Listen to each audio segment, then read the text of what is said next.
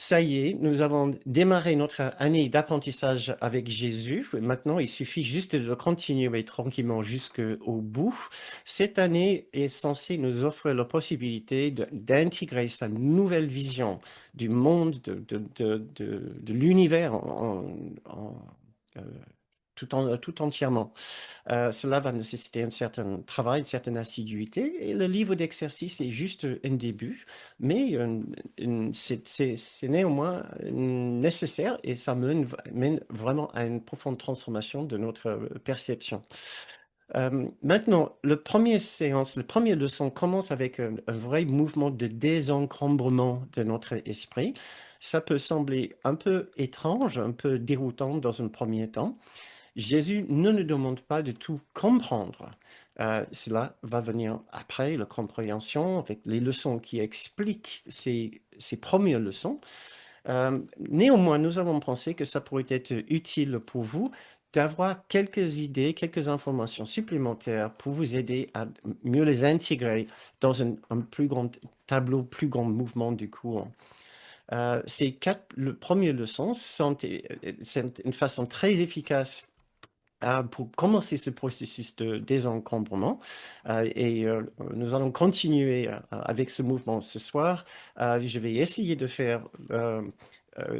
nous allons faire un bon travail avec le leçon 2. Et pour celles qui sont ici ce soir, lors de la séance sur Zoom, nous allons aussi essayer d'entamer la leçon 3. Donc voilà, commençons la deuxième leçon.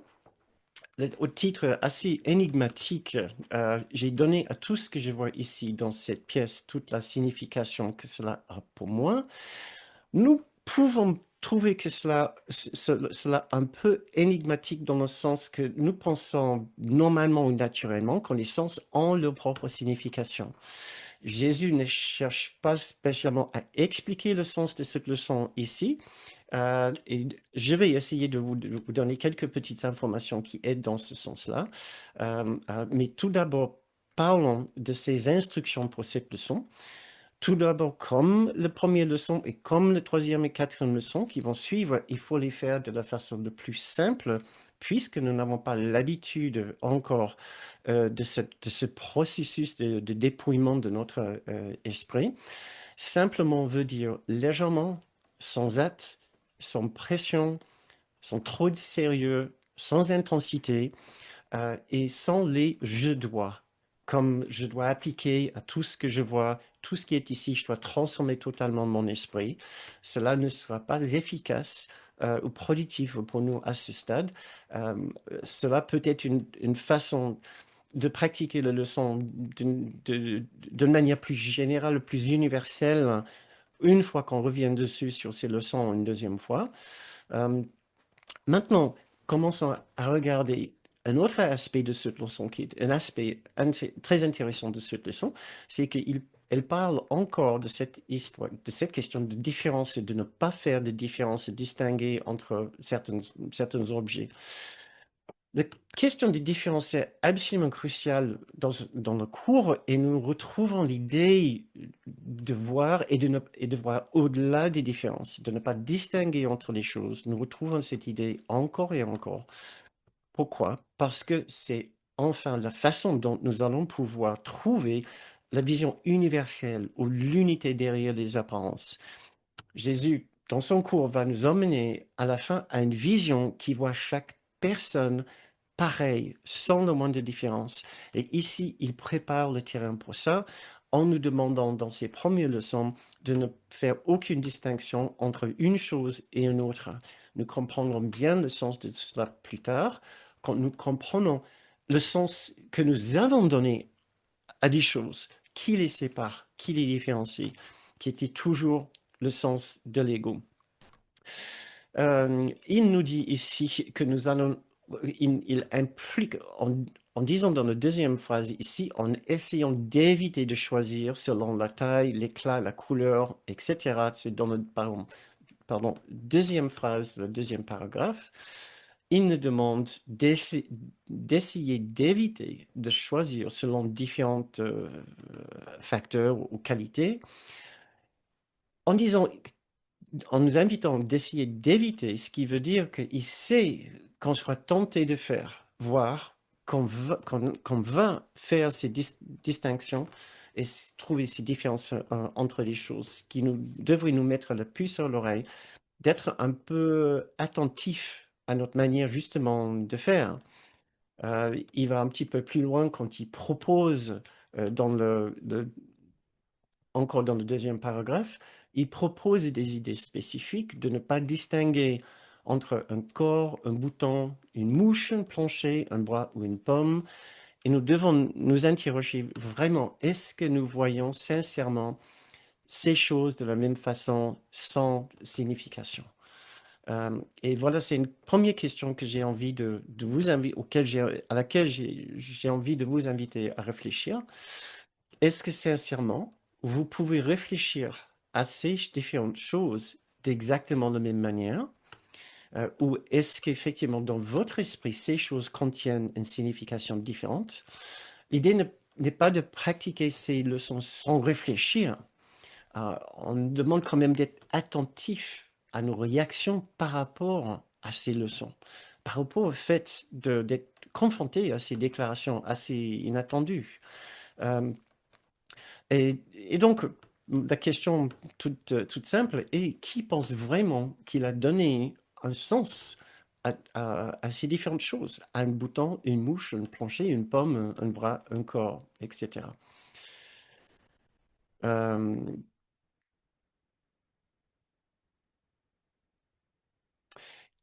je trouve que ce que nous pouvons remarquer ici, euh, ce qui n'est pas très explicite dans la leçon, c'est que si effectivement c'est nous qui avons donné la signification à toute chose, et c'est là la question, bien sûr, que nous devons garder dans un autre appareil partie de notre esprit. Est-ce que je pense réellement que c'est moi qui ai donné la signification à toute chose?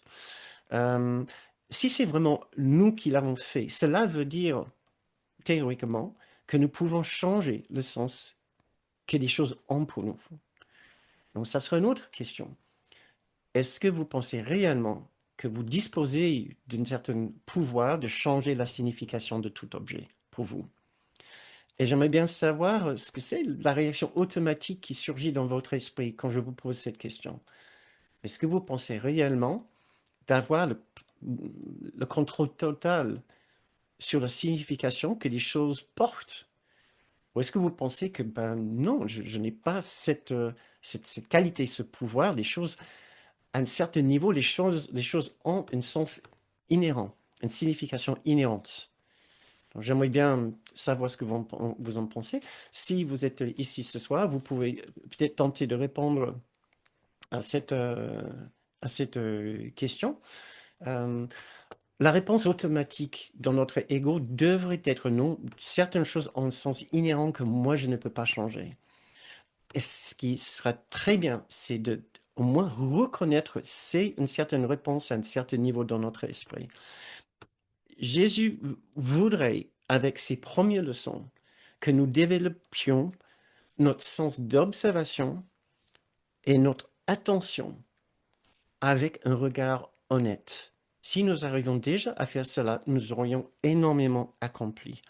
C'est les qualités qui vont nous aider à faire ce cours, qui vont nous accompagner tout au long de ce cours. L'observation et l'attention. L'observation pour enlever le déni, l'attention pour discipliner un petit peu notre esprit à aller là où l'ego ne voudrait pas qu'on aille, et le regard honnête.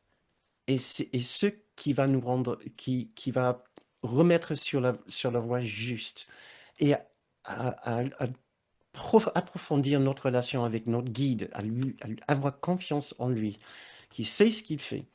Et on peut tout savoir sur nous-mêmes et tout, on peut tout lui confier.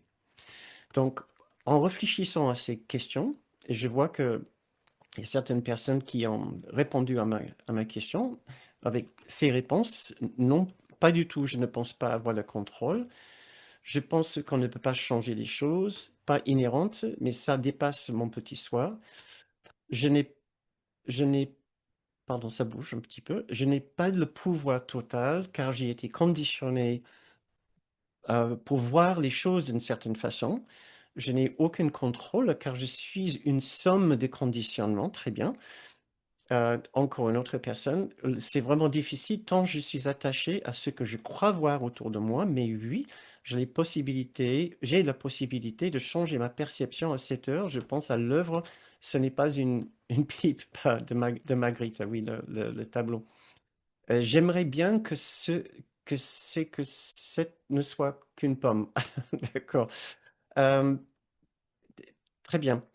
J'essaie de juste de voir comment j'ai organisé mes notes parce que vous avez répondu ici à certaines choses euh, dont je voulais parler. Euh, le livre d'exercice va nous demander d'avoir un regard assidu sur le contenu de notre esprit, ce qui va nous aider à voir nos réflexes tels que vous avez vu ici. Ça, c'est très bien pour les expérimenter peut-être qui sont ici avec nous ce soir. Vous avez remarqué effectivement un genre de résistance en faisant cette leçon. Euh, ce que nous voulons faire, c'est de nous en servir pour nous guider vers le pardon. Le pardon, dans ce cas ici, sera simplement une façon de regarder ce qu'on fait, nos difficultés de le faire, et de ne pas juger nos difficultés à faire ce que Jésus nous demande de faire. D'observer la difficulté, de ne pas nous donner raison. Par exemple, je vois des personnes qui parlent des conditionnements, etc., des valeurs d'autres personnes. D'observer cette pensée dans l'esprit qui dit, ben non, moi, ces choses ont une signification inhérente qui n'est pas la mienne, qui m'a été donnée ou léguée. Je n'ai pas de contrôle sur cela. Essayez de voir ça comme un phénomène dans l'esprit, comme un objet dans l'esprit que vous pouvez analyser et dire, tiens, regarde ce que mon esprit m'envoie. De ne pas donner raison à cette pensée, de ne pas vous juger pour la pensée non plus, de ne pas avoir peur de nos résistances et nos difficultés, etc., mais de ne pas donner raison à notre esprit quand Jésus nous dit l'inverse. On peut observer, on peut savoir que c'est ce qu'on pense, mais on peut essayer de ne pas se donner entièrement raison et considérer la possibilité que Jésus ait raison, que cette leçon ait raison, et d'essayer de voir comment il pourrait possiblement avoir raison. Ce que j'aimerais bien vous dire ici tout de suite, ce qui faisait partie de la leçon plus tard, mais ça tombe très bien ici, c'est que nous pensons bien être un petit peu notre perception soit le produit des déconditionnements de la société, de notre culture, de nos parents, de nos enseignants, etc. Mais pensez si vous avez des frères et des sœurs, pensez combien vous êtes différents de vos frères et de vos sœurs. Vous n'avez pas intégré toutes les valeurs, le système de valeurs de vos frères et de vos sœurs. Vous n'avez pas intégré tous les systèmes de valeurs des autres élèves qui ont assisté à la même école que vous. Nous sommes presque uniques au niveau de notre système de valeurs. La question pour nous est, qu'est-ce qui est en moi, qui est en train de choisir parmi ces différentes valeurs avec lesquelles j'ai été présenté? Qu'est-ce qui est la partie de moi qui est en train de trier parmi toutes les différentes valeurs possibles et est en train de dire, j'accepte celle-là, je n'accepte pas celle-là? Dans ce sens-là, nous, nous donnons toute la signification à toute chose. Nous sommes les maîtres de la valeur que nous avons donnée à toute chose. Il y a encore un sens plus profond que je vais garder pour un petit peu plus tard, mais ça suffit largement dans un premier temps.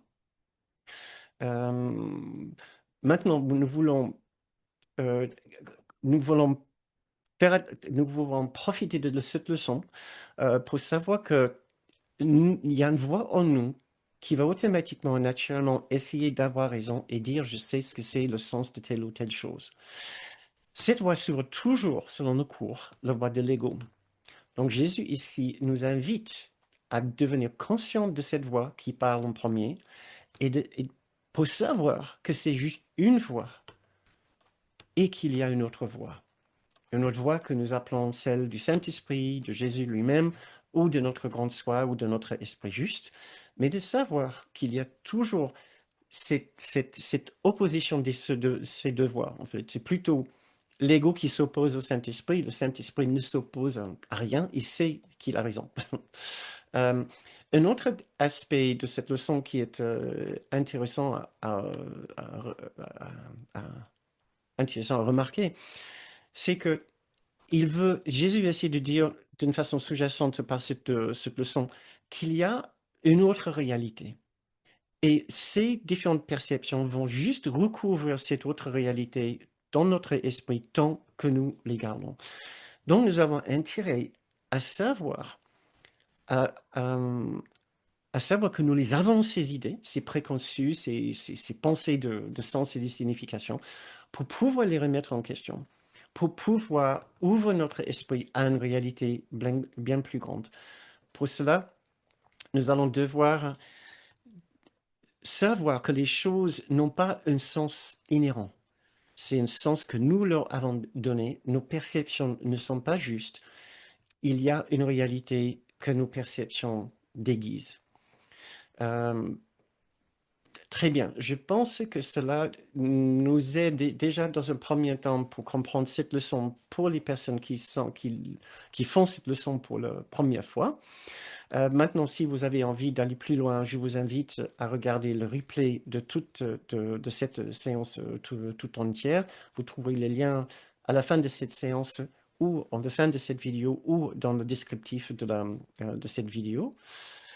Maintenant, pour les expérimentés qui tentent à aller un petit peu plus loin avec cette leçon, nous pensons tous automatiquement que nos perceptions sont justes. Et c'est difficile à imaginer à quel point nous ne voyons pas clairement.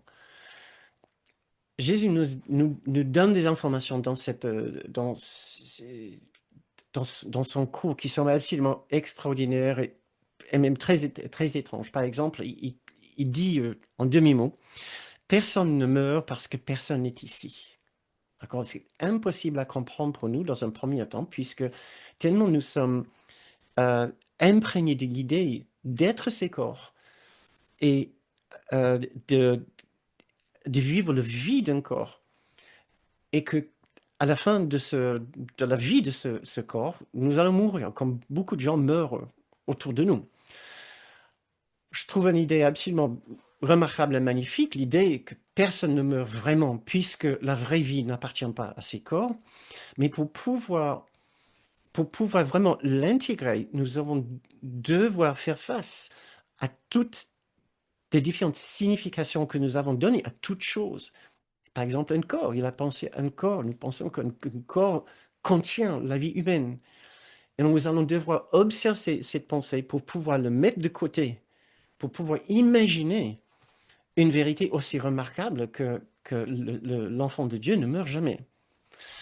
Donc, ce que nous devons commencer à faire avec ces premières leçons, c'est de voir le grand nettoyage que Jésus essaie de faire dans notre esprit ici.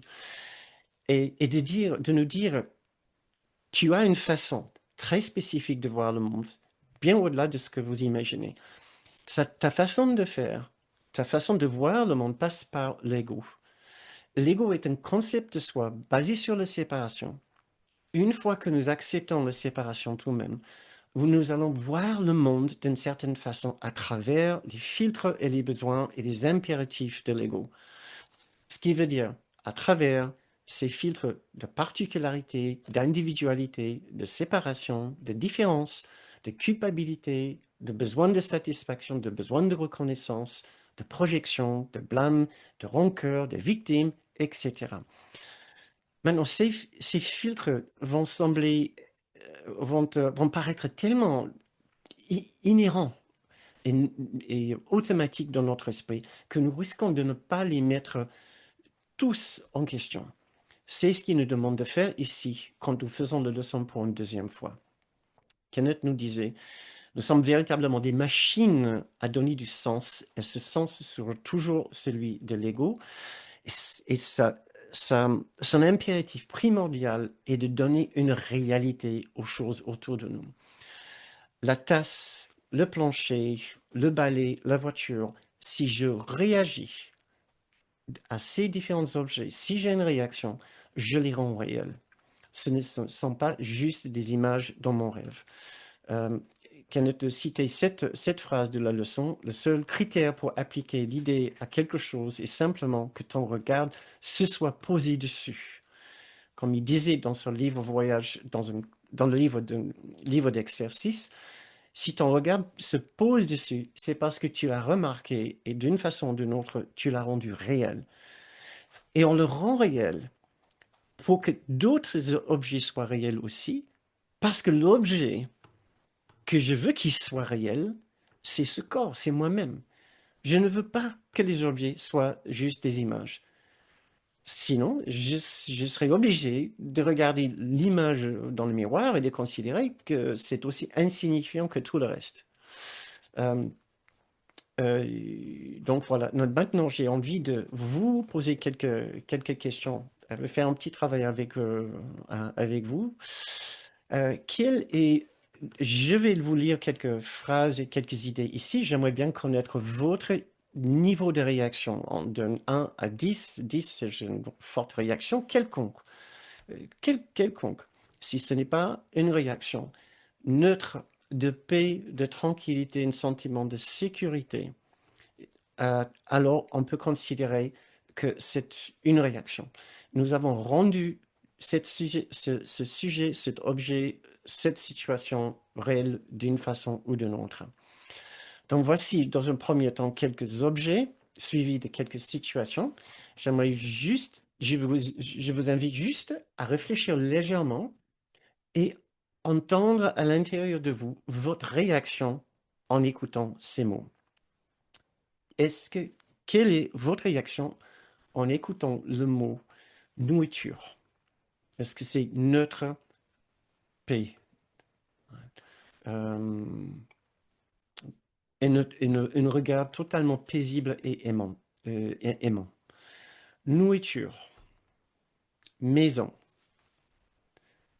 voiture, ordinateur, mitraillette, euh, scalpel.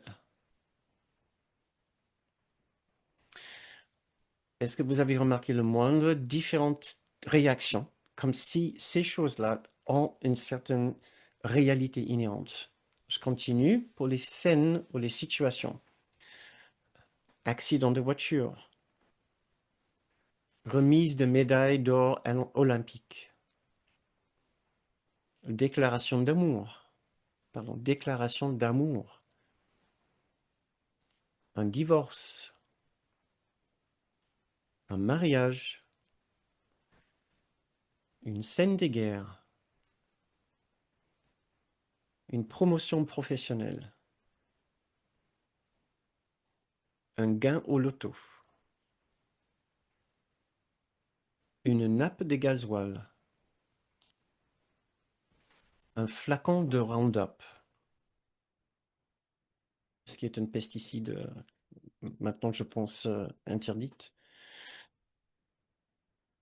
Donc, vous pouvez ajouter quelques petits commentaires si vous avez envie. Pour pouvoir rester un petit peu dans le timing de la séance, je vais continuer. Si vous avez eu une réaction, vous pouvez être sûr que vous n'avez pas vu cet objet par le Christ en vous, qui aura un regard exactement le même sur chaque objet et sur chaque situation.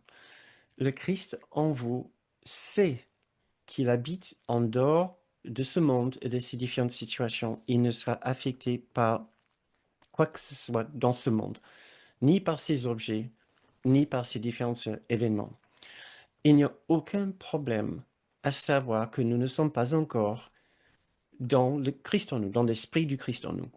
Bien sûr, c'est notre objectif final. Nous voulons simplement savoir où nous sommes sur ce chemin.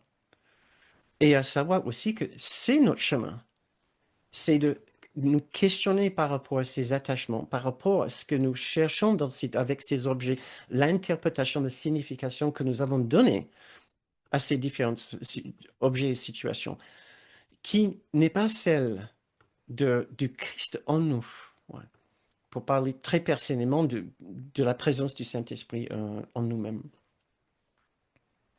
Euh, donc, certains mots ou situations, je lis dans vos commentaires, provoquent des réactions plus fortes que d'autres, pas neutres du tout.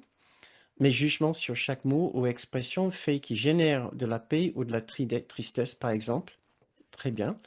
Une personne qui dit non neutre, d'accord, pas neutre. Réaction pour certains mots ou situations. Vous pouvez aussi voir la différence d'intensité de réaction. Mais si ces situations ont un quelconque pouvoir de réaction ou pouvoir ou réalité pour vous, ou peut y avoir une quelconque réalité pour vous, il faut juste l'observer pour savoir que nous ne sommes pas encore dans l'esprit du Christ en nous. C'est une invitation. C'est l'invitation de cette leçon de nous rendre compte de cela. Et donc, maintenant, si vous souhaitez juste écouter je vais répéter quelques phrases ici, d'essayer de les écouter comme un genre de méditation avant que nous commencions la, la leçon 3 qui va tout de suite suivre. Essayez d'écouter ces quelques phrases et voir l'effet que cela produit en vous. Vous pouvez les écouter comme une méditation si vous souhaitez. Dans ce cas-là, vous pouvez fermer les yeux et juste vous reposer quelques instants. J'ai donné à cette pièce toute la signification qu'elle a pour moi. Elle aura une toute autre signification pour le Christ en moi. J'ai donné à ce projet toute la signification qu'il a pour moi. Il aura une toute autre signification pour le Christ en moi. J'ai donné à cet accident toute la signification qu'il a pour moi. Il aura une toute autre signification pour le Christ en moi. J'ai donné à cette personne toute la signification qu'elle a pour moi. Elle aura une toute autre signification pour le Christ en moi. J'ai donné à cette scène de guerre toute la signification qu'elle a pour moi. Elle aura une toute autre signification pour le Christ en moi. J'ai donné à cette planète toute la signification qu'elle a pour moi. Elle aura une toute autre signification pour le Christ en moi. Je verrai toutes ces choses et ces scènes différemment une fois que je les vois par les yeux du Christ en moi.